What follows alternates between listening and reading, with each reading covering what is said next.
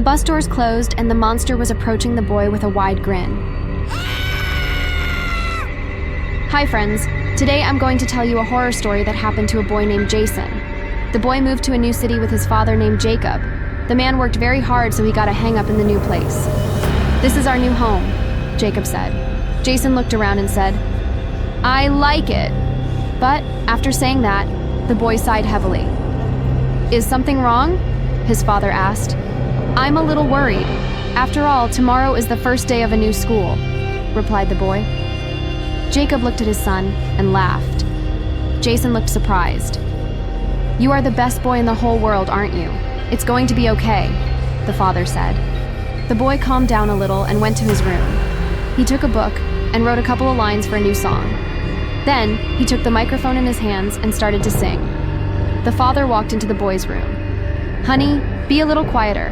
I have to get up early tomorrow," Jacob asked. "Okay, Dad. Sorry," Jason replied. "By the way, you sang really well. Good for you," said his dad and walked away. Jason realized he was tired too and went to sleep. He had a very pleasant dream. The boy stood on the stage and sang his best song. People were standing near the stage and they really enjoyed listening to Jason. Suddenly, Jason realized that his voice was missing. The audience got angry and started yelling angrily. Jason woke up terrified. A moment later, Jacob walked into the room. "Wake up, son, or you'll be late for school," his father said with a smile. Jason was eating breakfast and was still thinking about his dream. The boy walked outside and slowly walked towards the bus stop. Suddenly, Jason saw his bus drive away. He had to walk to school. Jason walked into the school and heard strange noises. He went up to the second floor and saw two guys. One was playing the drums and the other was playing the synthesizer. They saw Jason and stopped playing. The boy turned around and was about to slowly walk away. "Hey, wait! Where are you going?" said one of the musicians. "I'm late for class," said the boy and walked away. Jason walked into his classroom. "How dare you be late? Quickly sit down," said the teacher. The boy sat down at his desk. A moment later, he fell asleep. Jason had another dream. He was standing on stage with the guys he had seen recently. The audience was also enjoying their music. Jason was singing very well and he was enjoying it. The boy woke up and the lesson was still going on. But he didn't wait and just left. The teacher didn't understand Jason's insolence and just stared at him. Jason went up to the second floor. The boys named Greg and Austin laughed. "Decided to come back?" Greg asked. "Yes, I just really like music," replied Jason. "This is awesome. We have more fun here than in class," Austin continued. Justin revealed that he really loves to sing and would love to do music lessons with them. "We are just short of a lead singer," Greg happily replied. "We're getting ready for a big competition. We could use you," Austin also happily continued. All day long, the boys practiced music. In the evening, Jason came home. "Hey, how was your first day?" asked a tired Jacob. "Very cool. All the lessons were very interesting," replied the boy. The father was happy at his son's words and went to bed. Jason practiced his vocals and wrote lines for a new song before going to bed. In the morning, the boy came to school. But he didn't go to class. He went straight to the second floor. There, he was met by his new friends.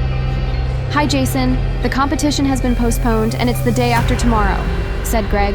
Jason got very excited. "Don't worry, we'll be practicing hard today," Austin continued. All day long, the guys practiced their new song, but they weren't getting anywhere. Because of this, the boys were fighting a lot.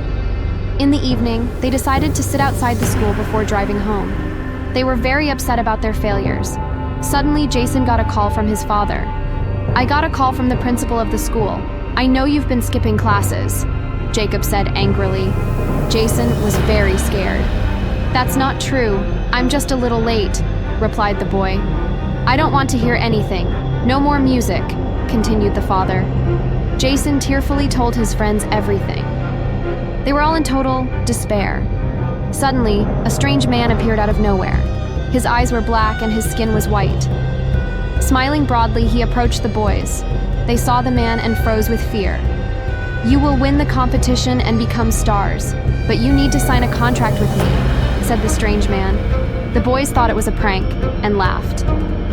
I'm not joking. You need me, the man continued. The boys wouldn't listen to him and left.